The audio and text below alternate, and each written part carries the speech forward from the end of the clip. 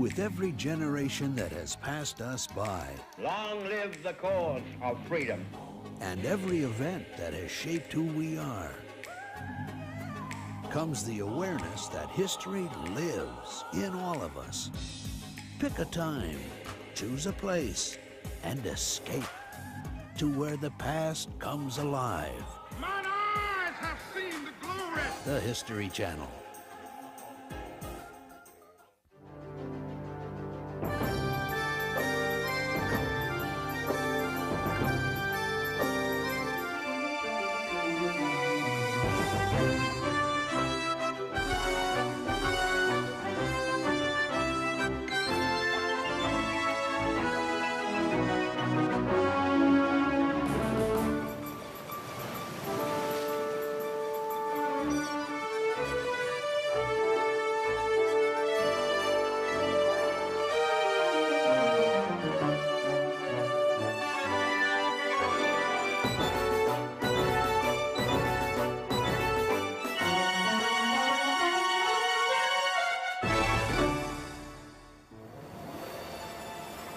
More than any other vessel, the tugboat captures the salty essence of a working-class ship. These rugged workhorses possess an endearing quality that has won them the affection of millions. Yet in the wheelhouse is a captain who requires more ship-handling skill than any master on the seas. And the power a tug harnesses can push a ship more than 100 times her own weight. From the classic harbor tug to the powerful river towboat, tugs move the cargo that fuels the global economy. They and their close cousins, the fireboats, are among the cornerstones of the maritime world. And fireboats have taken part in some of the most dramatic incidents that have ever occurred in any port. But the tugboat has also enjoyed days of glory. One of the most heroic was during the attack that hurled America into World War II. Yet even before these dramatic events, tugs had already changed the very nature of shipping. With their sturdy design and the hard-working dedication of their crews, they helped propel the merchant trade from an era of sail and wood into the age of steam and steel.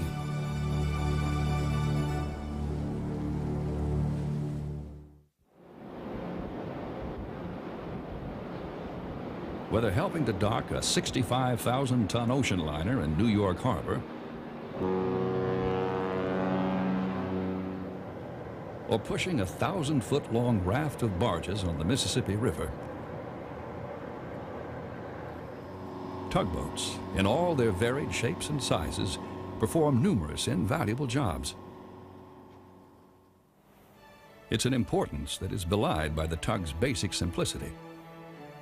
In essence, a tugboat is little more than a housing for an engine, one that must be light, yet extremely powerful. Large ships and barges traveling at low speeds are at the mercy of winds and currents in narrow inland waters. Tugs act as mobile, attachable propulsion units to wrestle these behemoths against a dock or push them safely to their destination. But moving a mountain of steel like the Queen Elizabeth II requires much more than brute force. It also calls for precise maneuvering in tight quarters.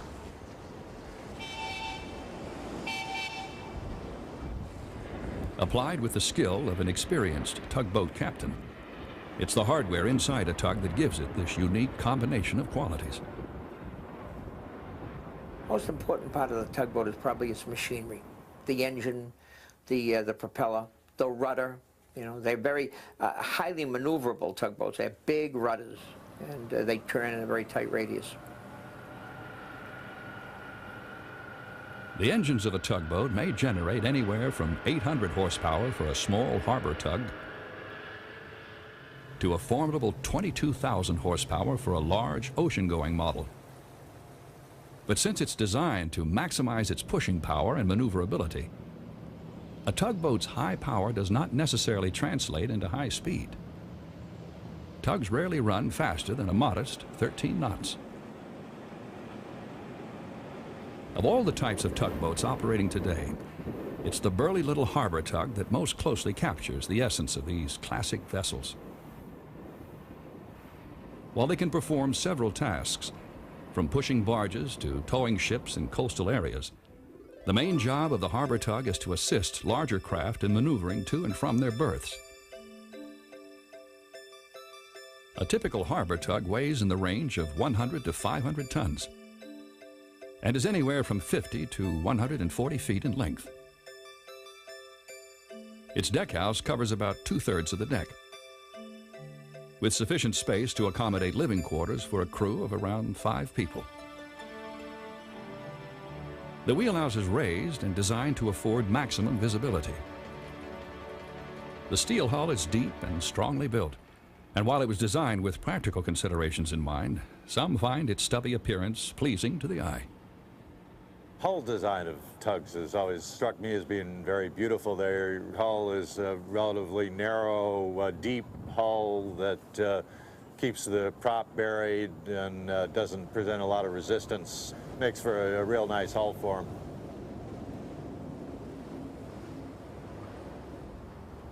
Although tugboats are essential to the operation of a modern port, they're a relatively recent addition to the maritime world.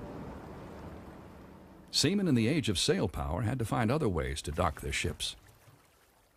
In many cases, they had done it earlier with men in rowboats, pulling on lines from the bows and sterns. But as ships got larger and as the payloads got larger, this was simply not able to be done. They needed tugs, they needed towboats, they needed something that would enable them to maneuver. By the early 1800s, steam power was being used with limited success on the water. One of the first commercial uses of steam, and the first ever tugboat, was the stern paddle wheeler Charlotte Dundas. She was built in Scotland on the River Clyde to replace horses as a means of towing on the Clyde and Forth Canal. Making her first voyage in March of 1803, she successfully towed 2 barges for 20 miles at a speed of 3 knots. However, this would also be her last voyage, as it was feared that the wash from her paddle wheel would erode the banks of the canal. But though the Charlotte Dundas was laid up to rot, the use of steam power in maritime applications was just beginning.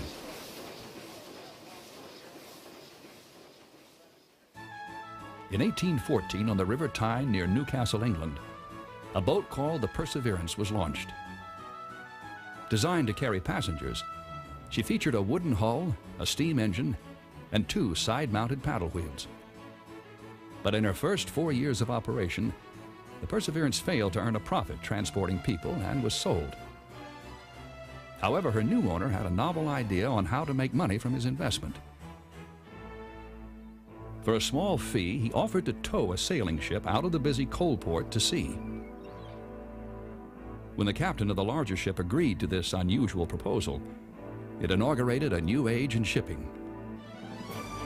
The steam tugboat was born, and for the remainder of the century and beyond, Tyneside shipbuilders became one of the major suppliers of steam-powered tugboats to the world. During this period, the tugs built on the Tyne River changed very little. The tugboat Appleton Hall, now moored near the San Francisco Maritime Museum, was built in 1914. Yet she looks remarkably similar to the Perseverance and her sister tugs of 90 years before. Her hull is made of iron instead of wood like the first Tyne River tugs, and her engines reflect the only significant change that occurred in the era of paddle wheel tugs. The first Tyne River tugs had a single engine that drove both paddle wheels, making them cumbersome to handle. But by the middle of the century, they were outfitted with 2 engines which independently operated each paddle wheel. This development greatly enhanced their agility, allowing the tugs to turn within their own length by running one paddle wheel forward while reversing the other. Side paddle wheel tugboats were common well into the 1930s, with some, such as the Appleton Hall, working as late as the 1960s. Their longevity was owed to their remarkable maneuverability. and the fact that their engines were simple and dependable, with large cast iron components that were designed to last. They were not technologically advanced, but that's one reason why they did last so long. They were overbuilt, they were over-engineered. Everything was bigger, bigger was better, which is real common in steam engineering. In the second half of the 19th century, the use of tugboats expanded to ports around the globe. Their advantages were many. They made docking vessels less subject to the vagaries of wind and tide, and so helped to regularize shipping schedules. They also made harbors accessible to larger and larger ships, spurring the construction of bigger, iron-hulled, steam-powered vessels, and giant sailing ships called windjammers, which replaced the clippers as the largest sail-driven craft in the world. A typical cargo vessel of the 1830s would be maybe 300 tons. At the end of the sailing ship era, there were ships of 3,100 tons, so a tenfold increase in the size, and largely due to the availability of tugs. Even as paddle wheel tugs were being deployed with great success around the world, a concept was developing that would make paddle wheels obsolete. As early as the 1840s, a Swedish inventor and naval architect named John Ericsson was experimenting with an invention that would revolutionize ship design in general and tug design in particular. It was called the screw propeller, and it pushed the water behind a ship in the same manner that an electric fan pushes air. By the 1850s, it was clear that the simpler and more efficient propeller was superior to the paddle wheel as a means of propelling ships. Yet paddle wheel tugs continued to be made, primarily by British shipbuilders. The British continued to build paddle tugs as late as the teens with the Appleton Hall, and they were used in part because they were highly maneuverable, and in part because they were well suited to shallow situations and calm waters, and in part because they were just conservative people and didn't like to change. They didn't have to. But though it came slowly at first, change was just over the horizon for the hard-working tugboat.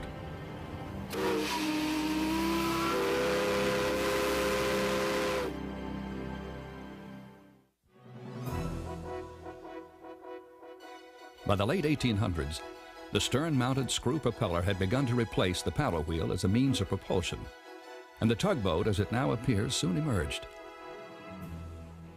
Just as the Tyne River paddle wheel tugs saw very little change in their century of use, modern tugboats resemble their 19th century propeller-driven ancestors to an astonishing degree. An 1880s advancement in steam technology known as the reciprocating steam engine, coupled with the screw propeller, brought a significant increase in horsepower to the tug.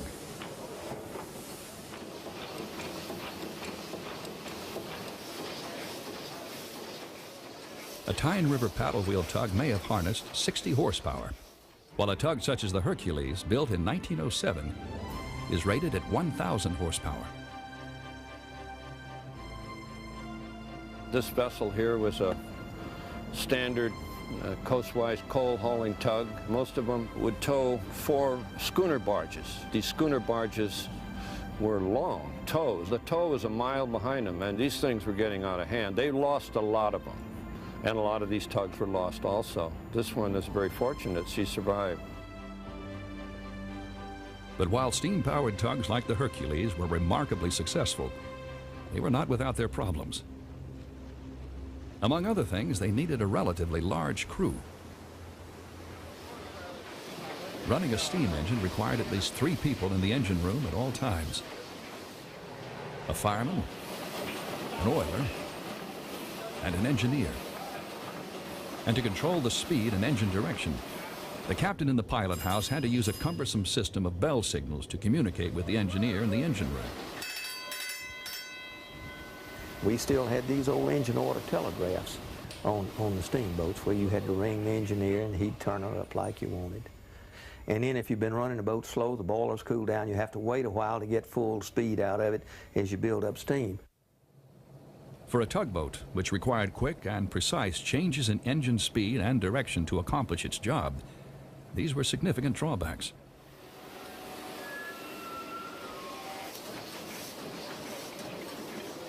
Many of these problems were solved with the introduction of the more easily operated diesel engine in the early 1900s. On a diesel boat, you control it. It's all right there at your hands, and the pilot has full control. He can go from full ahead to full astern really in just seconds. Yet any tugboat man who has spent time on a steam-powered tug is left with fond memories. Those old boats had a certain romance to them, you know. First thing, they were quiet. The old diesel boats are noisy, they bang and clatter and go on. The old steamboats are quiet and everything. But eventually, nostalgia gave way to practical considerations. Not only were diesel engines easier to operate, they were much more efficient at producing horsepower for their weight. By the 1930s, diesel power had become the preferred means of propulsion, though it was not unusual to find a steam tug still in service in the 1950s. After the Second World War, steam power was on its way out, boat by boat. It took 3 or 4 steam tugs to provide the same horsepower that one diesel tug would provide. You must have seen the pictures of New York Harbor with all those little steamboats pushing alongside the Queen Mary and the Normandy. You'd see 18 tugs on them. Today, those ships only use two big boats. Today, the tugs that ply our waters are generally of 4 types: small harbor and utility tugs, large harbor and coastal tugs, ocean-going and salvage tugs, and river towboats. Each application demands certain design features that change the outward appearance of these vessels. A small utility tug may work only during the day with a limited crew, and therefore has little need for more than a pilot house to protect her crew from inclement weather.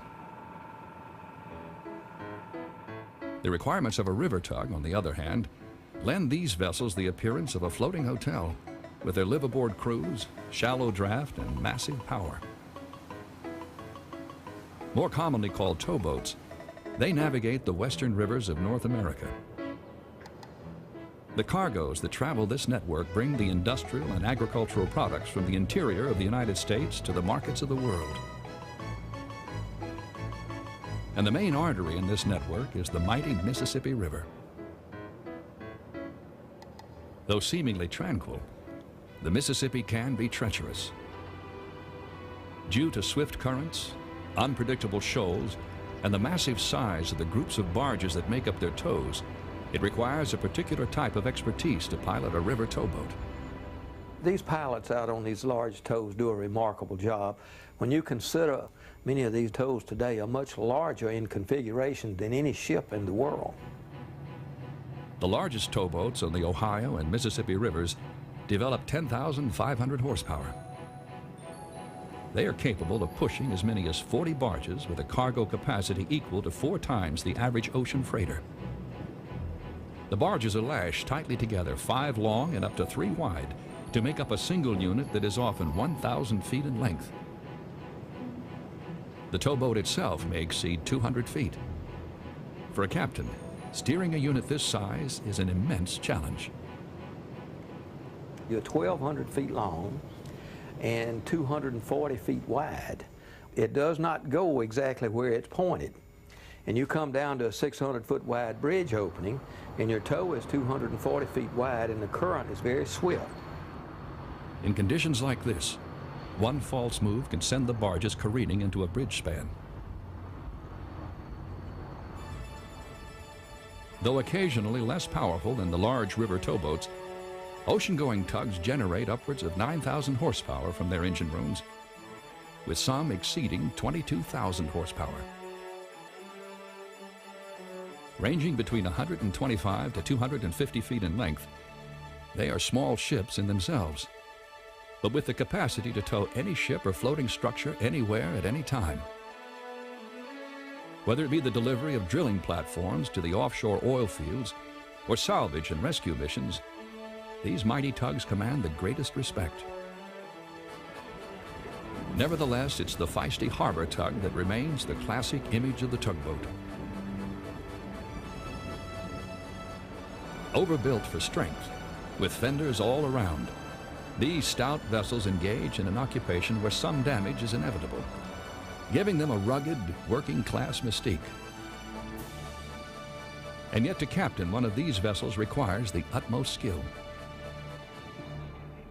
You can stand alongside a man and watch him handle the controls, and you think it's somewhat easy. And when you get the controls in your hands, you all of a sudden realize that there were a lot of things going through his mind that you never realized. I've always thought that the tugboat captains were the premier ship handlers in the world today. These fellows not only have to be able to handle a tug, they have to know all the waters in the harbor in which they sail. And that's the same whether it's New York or Jacksonville or Miami or Beaumont, Texas. A harbor tug captain may find himself engaged in a variety of towing operations in the course of a day.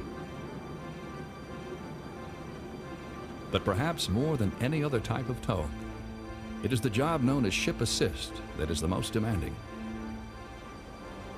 Helping a gigantic vessel like the Queen Elizabeth II in docking is a delicate and complex process. If anything goes wrong, both ship and tug can be seriously damaged. It's an assignment that requires the utmost from the captain and his tugboat.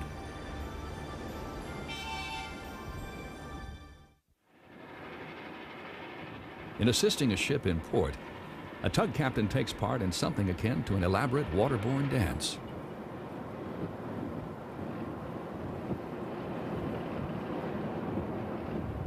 In New York and many other ports, the first step in the process begins at sea.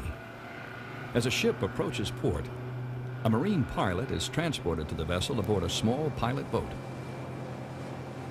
While still miles outside the protected waters of the port, the sea pilot climbs a rope and wood ladder called the Jacob's Ladder to board the ship and ascend to the bridge. This sea pilot is intimately familiar with the local waterways and is hired by the ship's company to guide the ship safely from deep open ocean into the confines of the port. Marine pilots are amazing people. They climb aboard ships in the dark, in the daylight. They go up and they talk to captains who may be Croatian, Chinese, green, black, white, and they proceed about their job, which is advising the captain of the way into a particular port. Once it is safely inside the port, the ship is approached by one or more tugboats. The tug captains cautiously move their boats up to the moving wall of steel, while the larger vessel is still underway. They respond to the orders of the ship's pilot through communication by two-way radio. 201 Wedgewater, Queen Elizabeth II. 012. To a large extent, ships can maneuver on their own while underway in port. But when the waterway narrows and the ship slows, she may not be able to resist the effects of wind and current. The tugs assist in steering the larger vessel, and as the ship approaches the dock, they also help to slow her substantial momentum. To coordinate the maneuvering of the massive vessel into its berth, a docking pilot comes aboard. On the bridge, he relieves the sea pilot and begins docking procedures. 030. It's a process that can cause anxiety for everyone involved, but it is still the ship's captain who ultimately bears the responsibility. It's a funny thing. You stand next to this gentleman who climbs aboard your bridge, and 9 times out of 10 you can feel comfortable with him or not. You have to put the captain at ease and in a very short order make sure that he feels that he's in competent hands, because he takes the responsibility even though the pilot has the controls. One pilot that Captain Burton Hall of the Queen Elizabeth II has no doubts about is Captain Grover Sanchagrin of New York. Perhaps the most experienced docking pilot in the world. He has docked more than 40,000 ships in his career. I figured you had to slow down sooner or later if you're going to go into slip and flood tide. Yeah, well, we try. At this most critical point, the ship's captain relies on the docking pilot's intimate knowledge of the harbor and especially with his mastery of the tools of his trade, the tugboats. All docking pilots are basic tugboat men. That's where we come from. We come from the ranks of tugboat captains. Because how can you orchestrate a tugboat show if you yourself are not a tugboat captain? They make the best pilots. The best pilots in this bay were ex-tugboatmen and always will be. You can't learn it out of a book. It don't work that way because every job is different. From the bridge wings, the docking pilot quickly assesses currents, tide, and wind conditions before setting his docking plan into motion.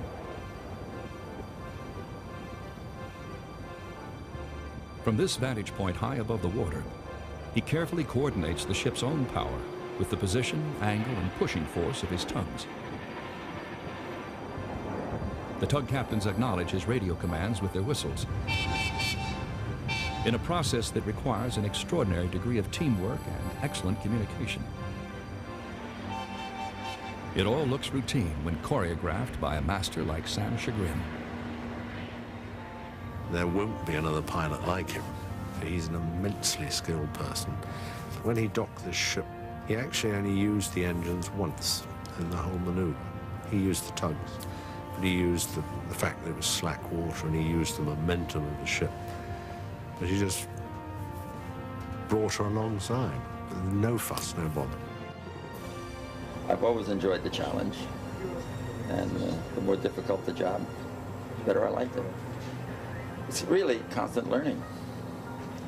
I've never stopped learning. And the day that I do, I want to be afraid.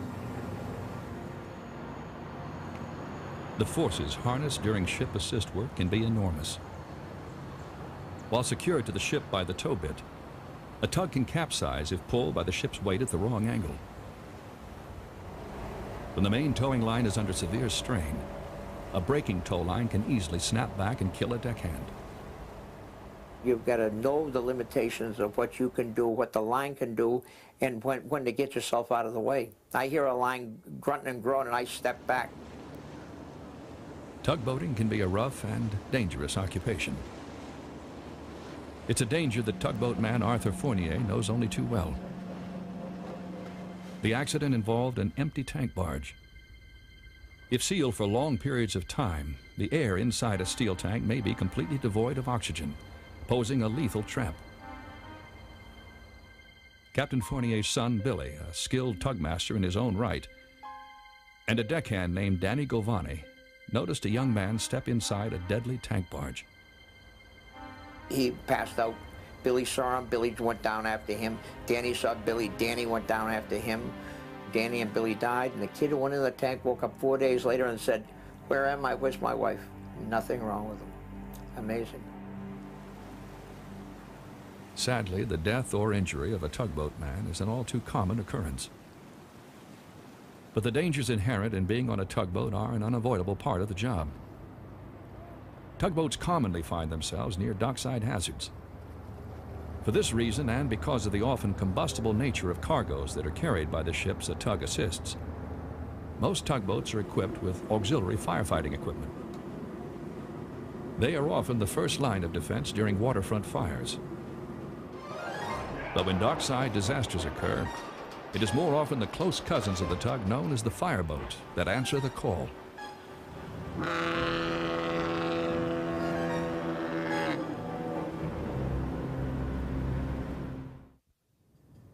On February 9th, 1942, the French ocean liner Normandy caught fire at her New York dock. A phalanx of tugboats answered the call, eventually fighting the blaze to a standstill. But though tugboats were still a mainstay of fire protection in harbors well into the 20th century, as early as 1891, New York City had commissioned one of the first vessels specifically built as a fireboat. The New Yorker was 125 feet long and capable of pumping 16,000 gallons of water per minute. Since fireboats evolved from tugboats, they incorporate many of the same design principles. Both must be very maneuverable, and a fireboat, like a tug, is a housing for horsepower. But where a tug uses its power for propulsion, a fireboat uses it for pumping water.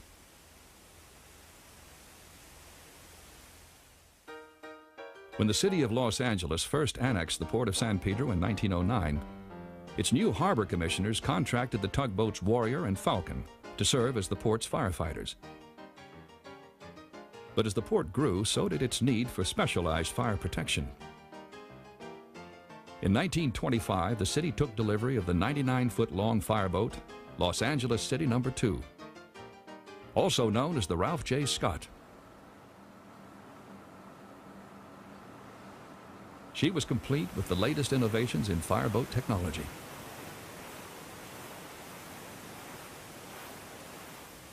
Fireboat No. 2 is different than many fireboats in that its development in 1925 was well ahead of its time. It is designed for the Port of Los Angeles. It had a shallow draft so that it could work in areas where we had mud flats in those days. It's armed with a capacity that was commensurate with the type of hazards, not only of that day, but of those projected for the future of this port. And so even today, 70 years later, this fireboat is ample and more so to the challenges of this port. She's powered by 7 engines, 3 of which drive her 3 propellers, and 4 engines power her pumps. Numerous upgrades over the years have given her a pumping capacity of 18,600 gallons of water per minute. That's about the size of the average backyard swimming pool. If you consider that it might take all day long to fill that pool with a garden hose, this fireboat is capable of filling it in about 60 seconds. In 1926, the No. 2 saw her first action when she battled a blaze aboard the fully loaded lumber schooner Sierra. But her most heroic moment came when she and her crew responded to the explosion of the petroleum tanker Marquet in 1947. The explosion shook the boathouse like an earthquake. It blew parts of the ship all over the area, up to 3 miles from the site of the explosion, and was heard for many miles inland. And of course it did tremendous damage to the ship. There was nothing left but the bow and the stern. The whole center section of the ship had been eradicated by the explosion. 3 million gallons of flaming petroleum products fanned out across the harbor. Flames were blocking the channel.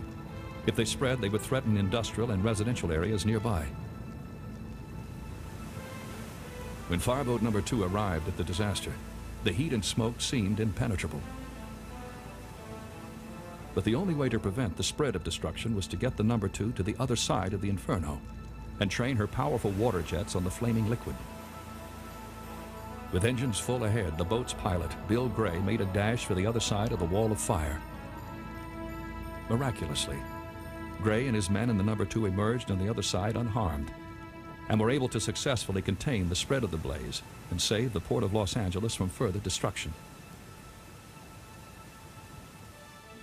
The Ralph J. Scott would go on to serve for decades to come. Today, she's registered as a National Historic Landmark and still serves dutifully for the fire department in the Port of Los Angeles.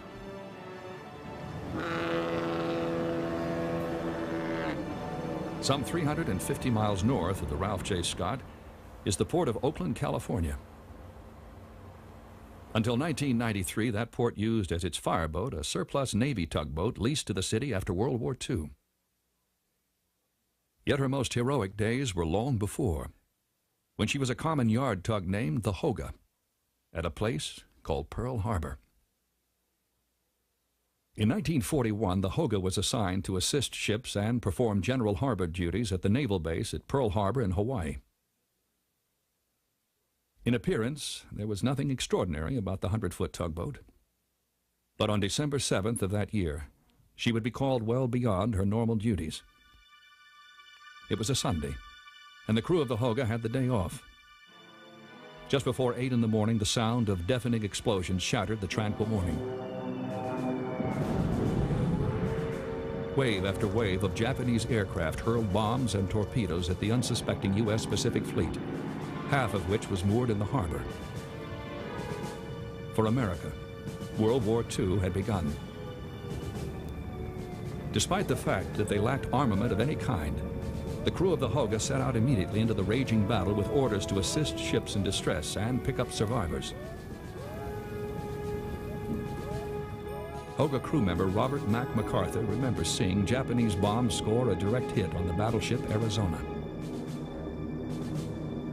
And suddenly the whole vessel seemed to rise up a little out of the water and then slump back down in again. And she settled very rapidly after that. She never rolled, she just settled straight down onto her bottom. The explosion turned the Arizona into a flaming wreck.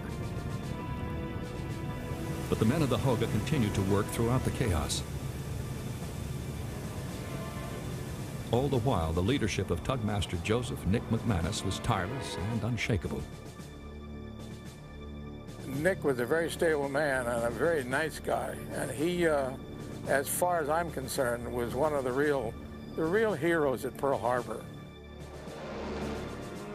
Meanwhile, the battleship Nevada was trying to get out of the harbor, but her attempt to escape only drew more Japanese attacks. Severely crippled, the Nevada was in danger of sinking and possibly blocking the entrance to Pearl Harbor. McManus steered the Hoga alongside and began pushing the crippled giant out of the channel. My battle station was on the top of the pilot hose, manning the fire hose, along with the ship's cook. There was a big hole in the bow of the Nevada, and we were up high enough on that fire hydrant that we could throw the stream directly into the hole. As the Hoga's crewman directed her water cannon into the flames, the Hoga delivered one final push to solidly ground the Nevada in shallow water, clear of the navigable channel. After we left the Nevada, we went back down to the Arizona and started fighting fire on the Arizona. Finally, after more than 48 hours of continuous duty, the Hoga and her crew were relieved for a well-deserved rest. The actions of the Hoga and her crew proved that heroism comes in all shapes and sizes.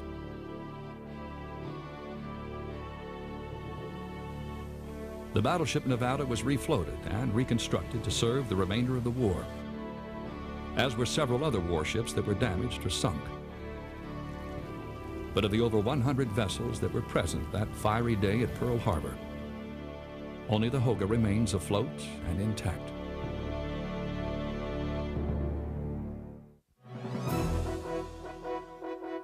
Tugboats have worked the waters of the world for the better part of 2 centuries.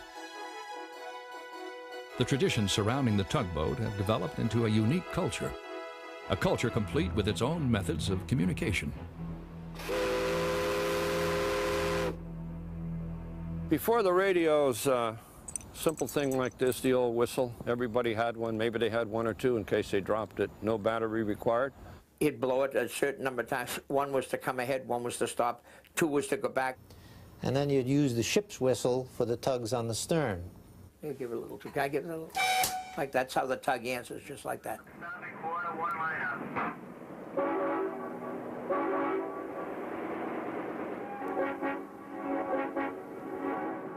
A system of hand signals was also used to visually communicate commands.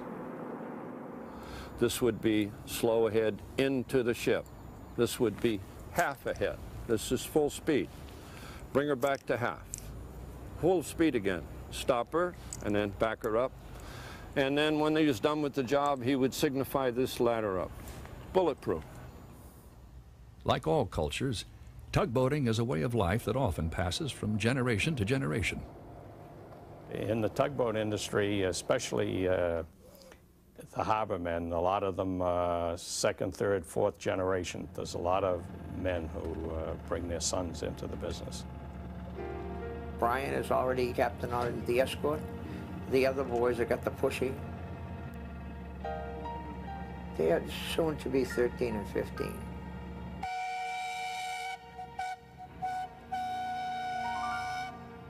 To any way of life, Technology brings about change. Tugboating is no exception. In the last 2 decades of the 20th century, the tugboat has undergone more changes than in all of the previous century. New ideas of how tugs can be used are gradually changing their profile. Many of the innovations in tugboat design revolve around the quest for ever-increasing power, efficiency, and maneuverability. For some time, it has been common to find tugs with controllable pitch propellers and what are called quart nozzles. The controllable pitch propeller allows the tug captain to adjust the angle of the blades of the propeller as needed for optimum thrust.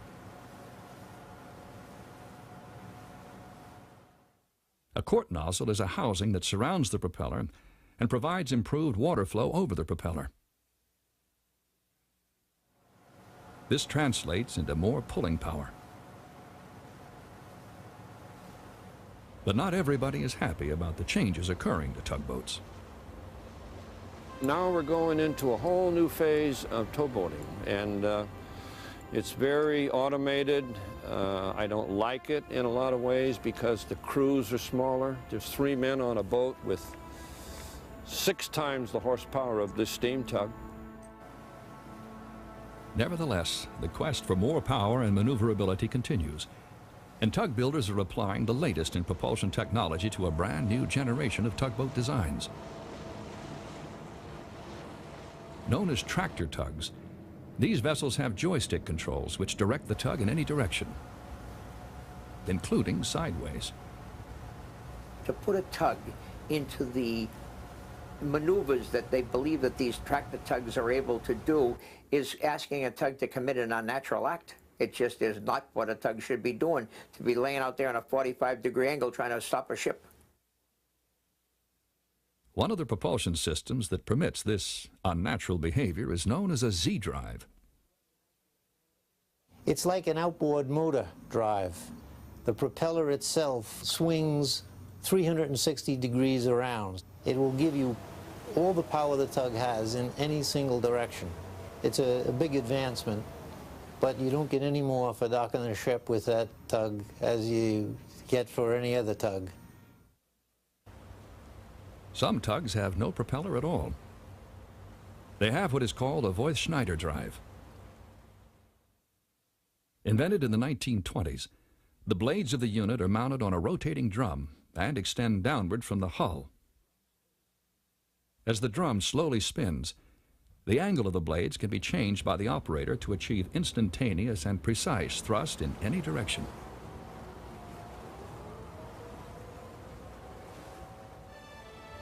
But although the technology of the modern tugboat has changed, its soul remains the same. The basic concept of a tugboat is as simple today as it ever was. It pushes and it pulls. And the heart of a tugmaster, deckhand, or engineer, more likely than not, still belongs to the traditional workhorse of the tugboat fleet, the classic harbor tug. My favorite boat is this boat we're on here. I'll tell you why. She's 3,160 horsepower. She has 1 propeller. She has 1 engine. She has 1 rudder. Everything is singular, where the bigger boats are 2 of everything. She's a fine boat, and she's not expensive to run. You get big twin screw boats. You've not only got a large capital investment, but there's a lot to maintain them, and they suck the fuel up like crazy. Yet the appeal of the tugboat transcends practical considerations. There's something about tugboats that is essentially charming. It's a paradox. They are the fundamental workboat. Their only purpose is to do this kind of single-minded thing. A big engine directing power to push a bigger thing one place or another. And yet there's something about them which is always tinged with a kind of animation. They're more humane in a way. They're more like people. It is exactly this personal quality which has allowed the tugboat to win an enduring place in the public imagination.